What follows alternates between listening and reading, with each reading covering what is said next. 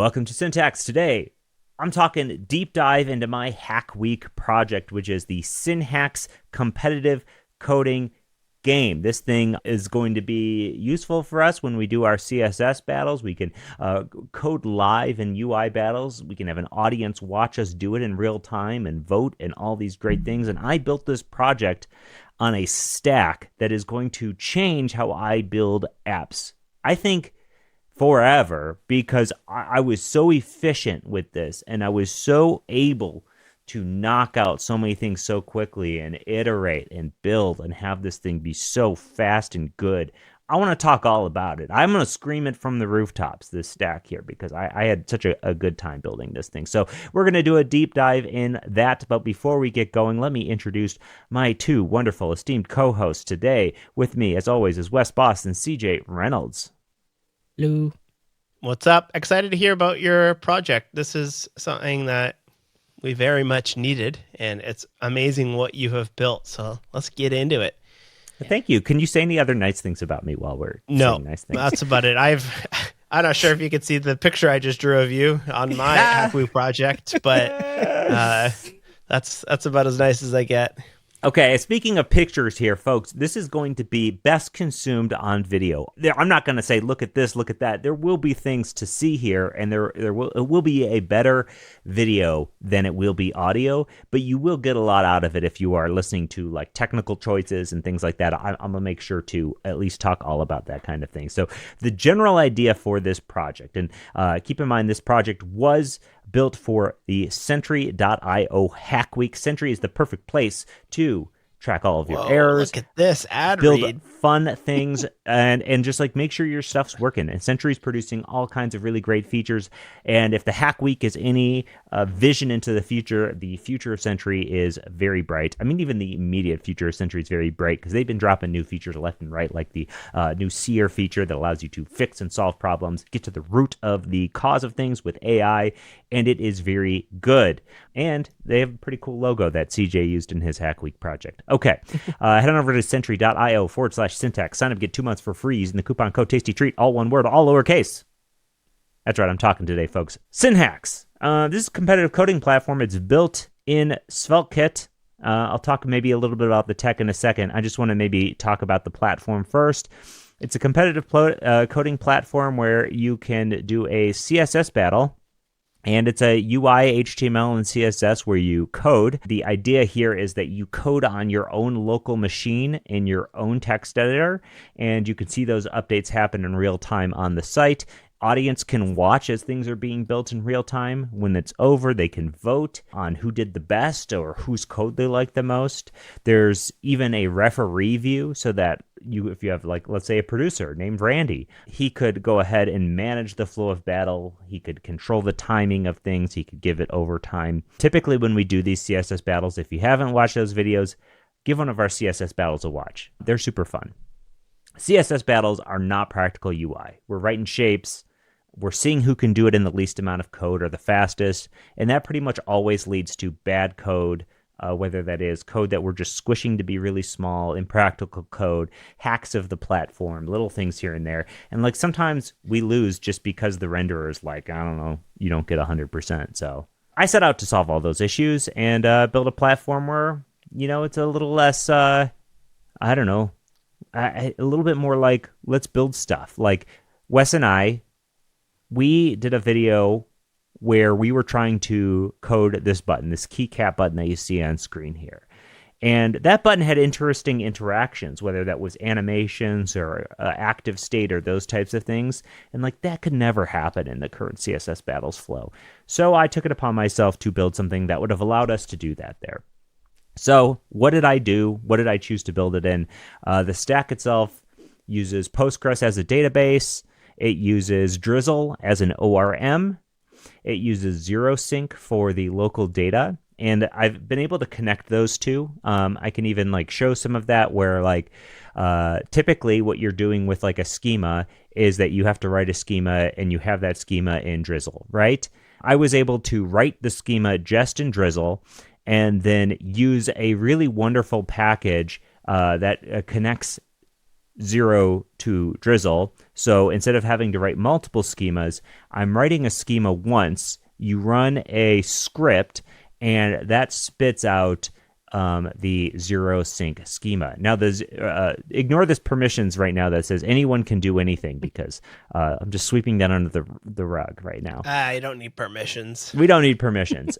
What that package allows you to do is just slurp up your drizzle schema, and it generates you one, and then it bops it out as a schema that's ready for zero sync to use. So this is a generated one. I didn't have to manage this. I didn't have to type this at all. So that was really nice. One schema to rule them all, right? If I need to make modifications, then I need to make modifications. And it also gives me types where I can just bounce the client-side types right out of here. Mm-hmm. And these are the client-side types rather than the database types. Can you show it actually working, just so we can get a visual of how it works? Which part would you while like you're to talking see? about the tech, like the actual battle part? I'm curious about what data is even being stored in the database. Yeah, but let's. I want to see it before you talk about the choices. I'm talking about the just tech behind it. Okay. All right. I'll talk about it in just one second when we talk about how it works. Okay. Because I think it's more important when we're looking at it to talk about how it works. The authentication is done with BetterAuth, and it uses GitHub OAuth. The UI is done with SvelteKit, and the APIs that are interesting is the file system API, which is how we're managing to do that file stuff. I'm going to spend a lot of time on that because that's like a core part of this thing. Building and strategy. First things first, I build a README, and we did a whole episode where I discovered planning. I wrote this README by hand. This is not done with AI. I wrote this, and this was just like, what do I want it to do? What does a general schema look like?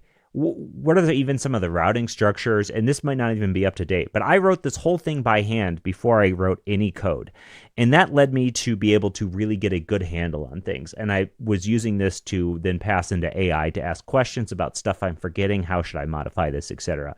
Another thing I did, which I don't typically do, is I built the entire functionality, like the HTML and the JavaScript, before ever writing a line of CSS. No CSS, no even thought to where things are going to go in the UI. Just dump it on the page. The flow of the app should work. It should take you. It should do all the things you need to do. And then I can get into the UI. So very two different strategies for me. I planned and I did logic first. So, Wes, it's now time to see how this thing works. So typically what you would do in this app, you come in, you select a battle. There are sound effects. You guys probably can't hear them. And it would give you an option to select a battle. Now, these are just database records. You click a new battle. What it's doing is it's creating a record for a battle. And inside of that battle, right now, there are no participants. So there's battle participants. So this is the Randy view, the referee view. And you have the option of making a public or a private match. If it is a public match, then there's a watch link here ready for you to just share with other people where they could watch the battle as it's happening. There's options for a timed match will count upwards, where when you submit your final code, the person who finished the fastest their time would be saved. And then there's the one I anticipate us using more, which is the timed match, which is how long this thing can be. So like if we're going to do a battle that's 20 minutes, you could have this be 20 minutes. It puts 20 minutes on the clock here. And it shouldn't let me start this battle, but since this isn't grayed out, that means maybe there's some missing logic there. But right now, there's 0 participants locked in, so you have the battlers themselves, which are then going to be users. So from here, I would just click invite, gives me a link, and I head to this link. And this is if you are a battler, somebody who's going to be competing in this is what you see here. Man, I got some CSS issues here. I should have tuned that up. Either way, if you are logged into this app, you're a battler, you can join. Clicking join just creates another record, and that gets you in the lobby. So you'll be seen as the referee, as a participant, but not locked in, so you don't show up here yet. So you can be like potentially in the lobby, and then you could leave or join again, and then you could lock in, which allows you to essentially be in the battle. Now, the interesting technical stuff when you lock in is that you'll notice here there is code right here. It has an app already, which in the code itself, when you click lock in, what that's actually doing is it is accessing your file system and it is creating a folder. If you do not have permissions at that point, it will prompt you for permissions to say what is your code here. That prompting will also happen when you first log into the app, because this app does need your file system access. There is no editor interface in this thing for you to use. Otherwise, I'm so excited for that, because like every time we're using CSS battles, we're like, Emmett, don't have my shortcuts, you know, and I'm hitting all these random It's so much better when you're like in your own editor and like comfortable, or you can just focus on the actual coding and getting the result out. It'll be much easier. I mean, this might be cheating, but we could use AI too, because we have AI. You could use AI too. And, yeah, and that was intentional, by the way. Yeah.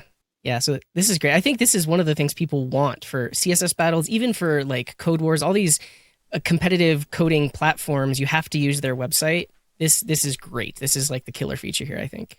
I hate typing in a GUI online. And so the file system access checks, for people who are interested in the code for how that works, is that when the main layout after you are logged in loads, this is a layout file, I'm running a files.check. Files is a custom svelte state. So I'm running this function just whenever this file runs, and it just simply checks to see if you have access. And this is a big old giant complex state object here. So that check is really just saying, first, try to restore directory access. If that has not been restored, set the status to you, or if it has been restored, then set you have access, and that will then not prompt the user again. Otherwise, set status to no access. And then because that automatic access check, the browser does need user interaction before writing files. So it will prompt you to re-permission it if you want to have access to writing files. And that restore directory handle, the file system access is stored in a next DB outside of ZeroSync. It is stored in just its own index DB, because you can't store that in local storage or anything like that. I just have the handle for the file system being stored in an index DB. I check to see if that's there. If it's not there, then I re-prompt and say check for access to it. If that fails, so yeah, query permission. If the handle has query permissions and the permissions are granted, then go look for the files themselves. Otherwise, then you are going to then request permissions at that point, and the user is going to be prompted to say, all right, let me give them access. So the file system stuff's interesting, because ultimately what I'm doing is I am storing the project folder handle, and then there's the individual project handle. The individual project handle is the mini folder. So I'll show you, what this does is like mini games or mini apps. What it does is it has a folder that stores all of the files for that game. And this is no different than that. It stores all of your battles in one folder, whatever folder you give it. And it does them based on the name of the battle themselves, which could be changed. It could be an ID or something like that. Sorry, we have two code bases here. So this is the file state, and it gives you access. And so when you lock in, it creates a folder in the folder that you've given it access to, like the keycap button one, and it has created these files if they didn't already exist. Okay, so it gives you get a CSS file and an HTML file? Yes, and there's no head or anything like that. You don't have to link them, because I wanted to reduce the amount of bloat here, especially if we're doing this in a battle. I wanted this to be like, right now, this is actually interesting. I'm not sure right now if I change this, if it will update live. Okay, it won't. I'm not polling for this yet. Cool. Simultaneously, Wes, what it's done is it's added this code to the database. So it not only has a file system access, but it has the string of this HTML and CSS added as a string into the database. Okay, so that's what I was wondering is how this all works. So you have your file system access, which is the browser is monitoring your local files for changes. Yes. And then when those changes happen, that's getting mirrored to zero sync, which will then, as quickly as possible, will then sync it up to the cloud or to the database. Yes. So let's say we want to start this battle, and I can show you that in action. So we have Scott, we have the battle. I can click start, and the battle's started. You can see automatically, I didn't have to do anything. It redirected me to the battle screen for the code, and this over here on the right is the referee view. So I can hide the referee view for now, or at least move it over here and focus on the coding view. The coding view just shows you the code, the target. This is the target, what we're trying to build, and this is the code that is active. So if this works right now, you can see when I click save, it immediately updated real time here. And the way this works is I'm simply polling to check for file changes.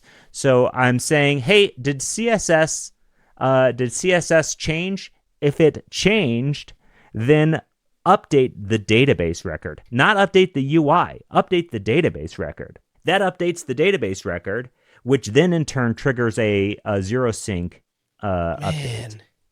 And it changes the UI. Right, which just happens automatically. Yeah. And you don't have to worry about, like, I immediately I was like, oh, but do you send diffs of the HTML only as stuff that has changed? But the zero sync takes care of that with the crudités. Is that true? Yes, it does. It does, but you got to think about it this way. Since it's just a string, I'm not breaking these out into individual components. It is sending that whole string over, but it's minuscule the amount of stuff we're changing. Right? We're not building a whole app in here, so it doesn't need to send that much information. Yeah, and I guess to also take a step back, because you talked about the tech stack, but that's why you chose zero sync. Is you basically get real time for free, you get diffing for free, you get reconciliation for free. You're using their framework to automatically sync what the user is doing to the cloud, which means you could have a spectator view, you could have an admin view. Everyone else can see what everyone else is doing because of this zero sync architecture. Is that accurate to say? That's accurate to say. And This is what the audience is seeing. The UI could use a little bit of work, but the audience is then able to see not only my code, but any of the other battlers' code. And as I'm coding itself, this, again, is all being propagated real time. Oh, there it goes. It's just slow. Yeah, there it goes. And so that way they could see in real time as I'm coding it, not just the UI, but they could see the code itself as we're typing it. And then they could actually click and use this thing as we're actively building it. So again, like you said, it's just pulling that file. Because what we can't do is we can't check for partial file changes, so it's not going to update as I'm typing. So I can type here and this isn't going to update, but the moment I hit Command S and the file saves, it happens. So it happens automatically. I wonder if you could use VS Code's save without formatting on key up, because you don't want to save every single second, because then your linters and everything rerun, but you kind of do. Or even the VS Code has where you just once you stop typing for a second, it will save it. Yep. Yeah, you could solve all those in different ways if you don't want to hit Command S, or you might be the type of person who doesn't want it try to save when it's in a broken state. Oh, it's true. Yeah, you don't want to hit save until you are happy. Otherwise, you send up broken changes. I love that. That's so simple.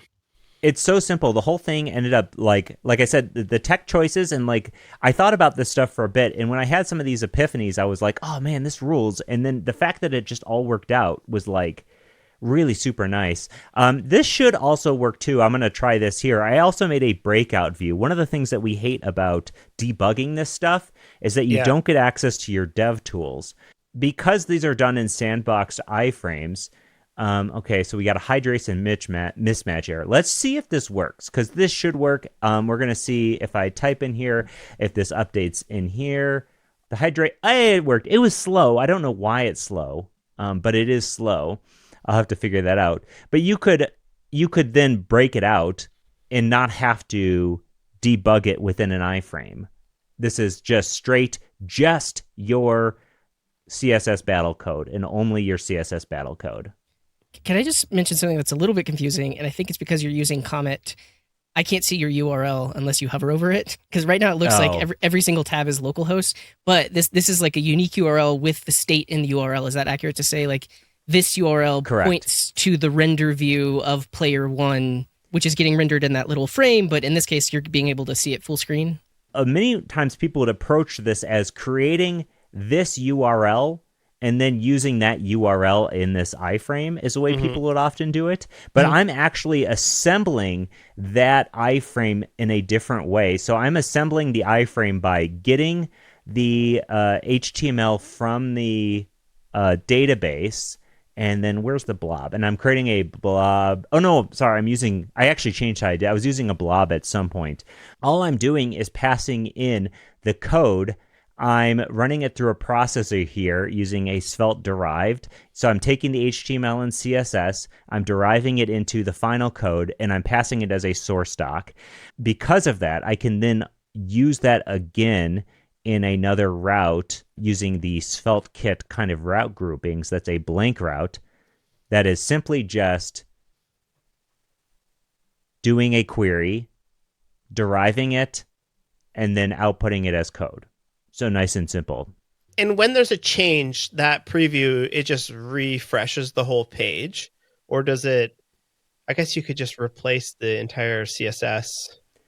When there's a change, it's just treating this as a reactive value, and it's just rendering it with the add.html reactive value in Svelte. It's recognizing a change here. It's rerunning this code. So what it's doing is it's recognizing a change to the hack itself. So hacks right here. It's recognizing a change. It is rerunning this query, which is grabbing the current hack, and it is outputting it here. And then that gives me just the HTML and CSS as a string. I'm able to derive the full-on HTML directly from that. So reruns this, reruns that. Can I check for understanding, like initial page render, server-side render, because it like loads the code and spits that out? After that, line 34 is like a live query. Like that code is sitting in the browser, and if z.current.query.hacks changes, that just updates in real time in the browser with JavaScript. Is that accurate to say? It is not, because there's no server-side rendering. And this only reruns. Yeah, when does this rerun? Yeah, Zero Sync knows when the hack has changed, and that chooses to rerun this. What's so great about Zero is that I set up all my relations. So like I did it so you can get any data from anything at any point, and it's all becomes super fast. So I can say, give me the battle where we're getting the ID from the params, give me only one of them, obviously, give me the related referee, all of the related participants, and then give me the related users of those participants, and then give me the target itself. And then it just spits us all out into a big old beautiful object here that we can utilize. So, man, I love the simplicity of just using the browser to render HTML and CSS, because I'm thinking like, oh, maybe you could hook up like Vite virtual modules, but I don't think that you need that. No, because like CSS support is so fantastic in all the browsers now, and of course we'll be using the latest one, right? You can use all of the features. I don't think you'd need like a bundler for any of this. You can use whatever CSS you want to that's being supported in the browser that you're working in. It just needs file system access is the only limit here, is that you need that file system access. And this is being done with Highlight.js, by the way. They just that, yeah. As we're developing this, right? Like you want to have a pane open to watch it as your thing. Is that fast enough to like see your real-time changes, or would it be better to like run a Vite server locally to just see your changes as well? You tell me. So here we have like the background. I'm going to change this background to green. I'm going to do Command S, 1, 2, 3, Command S. It's instant. Man. Yeah. Because ultimately what this is doing, Wes, the reason why it's instant is because, yes, this is persistent. Yes, if I refresh, these will save, right? But what it's doing is when I click Command S on this, it's looking 10 times a second for changes on this thing. Okay. If it sees a change, then it saves it immediately to IndexedDB. It doesn't go off to the database elsewhere. This is going to be just as fast if you were running this on a server. Because it's local first. You don't care about the database. It's saving it to IndexedDB and then updating your queries using just a svelte state using zero-sync. So there's no reason why this shouldn't be instantaneous, right? This should be as fast as possible the moment you hit Command S. I had it as like a 4 times a second polling, and that even felt instantaneous too. So like the other way to talk about it, this is optimistic UI, right? So locally, when you click Command S, that's just you see your changes instantly. There's some process to sync to the backend zero sync, but you don't care about that because you're seeing your changes instantly. The only hiccup would be someone who's in the viewer mode, but even then we saw it's like maybe 2 seconds to see the latest updates. Totally. And that yes, exactly. And so that's pretty much the main crux of the difficult things about this. Everything else is just treating that zero sync as a source of truth for the state for the entire app. You had mentioned server-side. This app is like running server-side code, but the only time it's really running server-side code is in the BetterAuth stuff where I'm getting the current session and passing it into server-side stuff. And then I am using that in some routes to do some auth checks. Well, sorry, there's the server-side is equal to false. Yeah, I am doing it for auth checks server-side.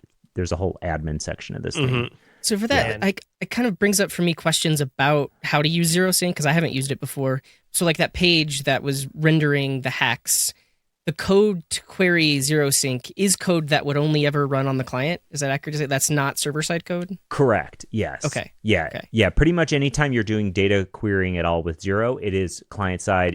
Or SSR equals false for any component that's touching. Otherwise, you're going to have a bad time. That's for sure. Yeah. And then if you wanted to do server-side stuff, would that actually just be writing to a Postgres database, or is there a server-side component of the zero sync library as well? Well, the cool thing is I do have Drizzle, so I would use Drizzle for that. Yeah. And I have Drizzle ready to go. Data loading and all that stuff is it's all handled via these queries, and this is using my own zero svelte library. But it is every single time I want to get data, it looks like that as the query, regardless of what it is. That's sweet. And this is reactive automatically right here. Yeah. Probably need to run it through like a DOM purify. Because people could put a script tag in there, right? Let me tell you, there's a number of things. There's a number of reasons why this isn't public right now. The DOM purifying stuff is one of them that I haven't gotten done. Another one is, like we had mentioned earlier, if you go inside of permissions, anyone can do anything, which is a nice little helper that Zero gives you. Permissions code in Zero is super easy. I am passing the correct information into this. I just haven't written this code yet, which is checking server-side auth roles and things like that, IDs. Just because I wanted to get the whole thing done and working. Other things that are interesting about this is the countdown clock is really just like constantly checking if the battle end, which is stored in the database, if the battle ends at is greater than right now, then the battle's over. Otherwise, just update the countdown, and that's pretty much it, just at a interval. Once the battle is over, it automatically updates the database, which again, the way zero sync works, you update the database, everything else happens reactively. So that way I can do pencils down, modals take over. It gives our producer a chance to say, yes, this battle is over, or we need to extend this into overtime. So that's how that works. I'll show you a battle that we had completed so we don't have to wait for this one to wind down. So past battles, this one has all 3 of us in here. This is these are real users, so this wasn't like faked or something. These are real users. I just made you guys user accounts that can't log in, but updated the picture.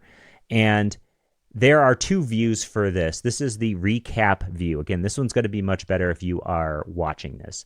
But if you are somebody who's in the audience, you will see something that looks like this, where you could see their code, you could see the app that they built, you could try it out, and then we can come in here and say, all right, Scott's gets 3 stars. It is not feeling so good, and it's not accurate at all.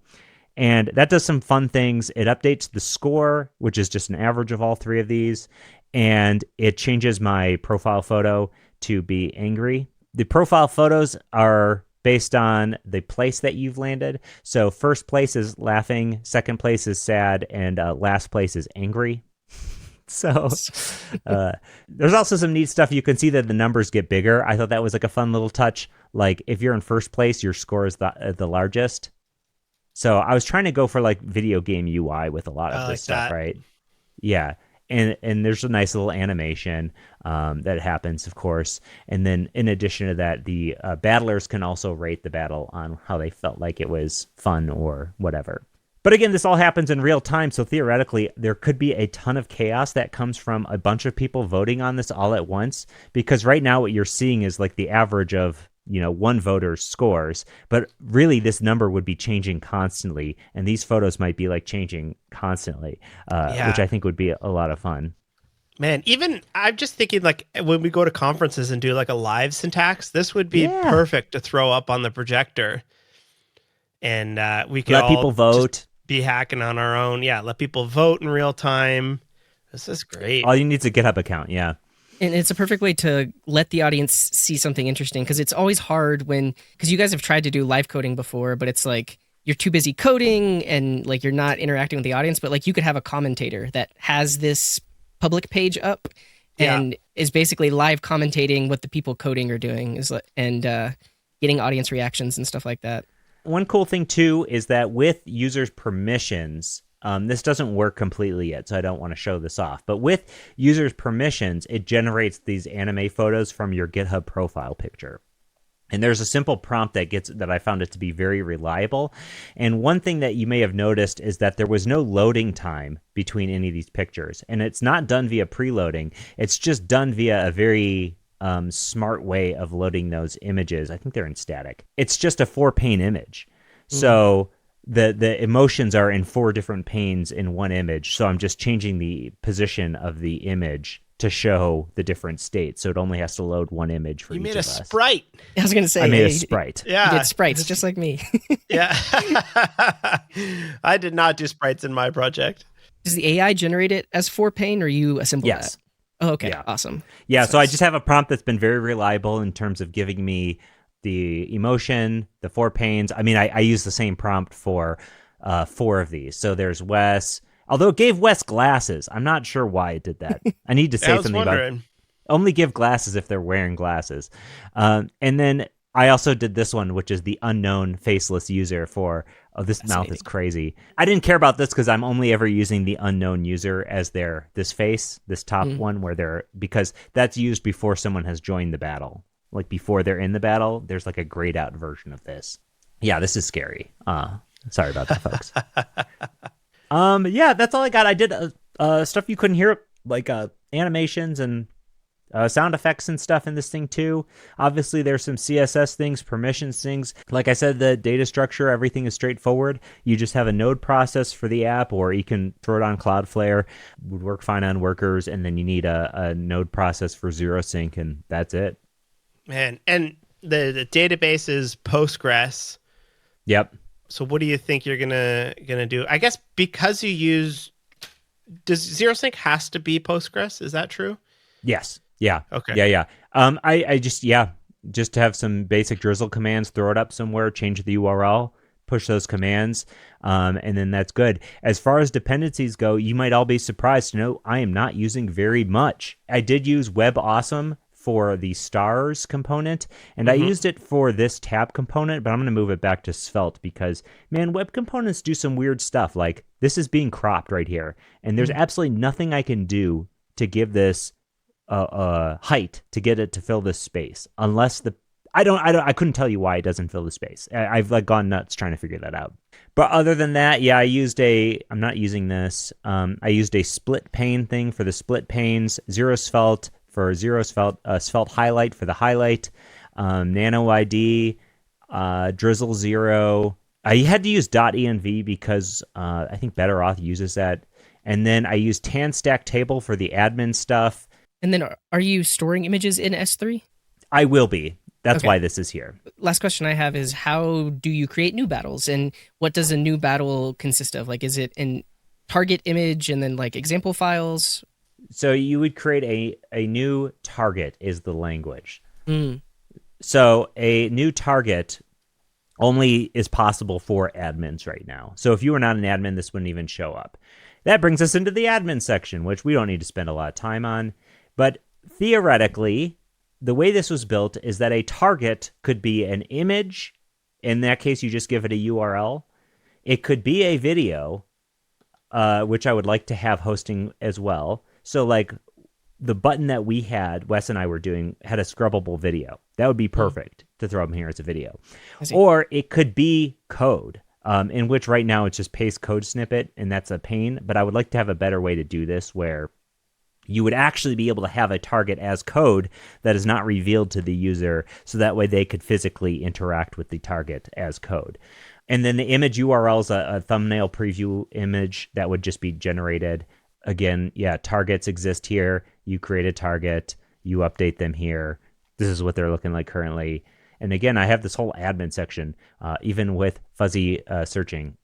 Like I built a lot for this thing. It's pretty amazing crazy what you can get done in a week. I know that you killed yourself for a week, but it's like, yeah, it was a full ass app. It's a full ass app for sure. Yeah. So folks, this will be available to use at some point, not too long, because I don't think the things are like, a lot of it's UI stuff here and there and flow, but I would love to get this in the hands of people and uncover like what needs work on it. I think we're going to at least use it for a CSS battle or two here first. Hopefully those go successfully, and then we can open up to the wider audience. We can add more targets to this thing, so that way they aren't just these two targets. I built a lot of components for this, even like the UI components. Again, I know I used no UI libraries. I just used my own two hands. A lot of stuff. Cool. Well, that's it. I hope you guys found this interesting. Let me know what you want to see inside of SynHax, because again, there's so many things to do here, and I have been so able to rapidly iterate on this thing that I feel like I can knock out all kinds of stuff. I even have a to-do list doc. The AI avatars need to get finished, some styling stuff. I would like to have revealing too. Maybe they can use the code without knowing who wrote it first. A lot of interesting stuff. Cool. Well, that's all I got for you, folks. Hope you found this interesting. Leave a comment below. Let me know if you want to try it, yada, yada, yada. All right, on that note, we'll catch you in the next one. We dive into Wes or CJ's project. Peace.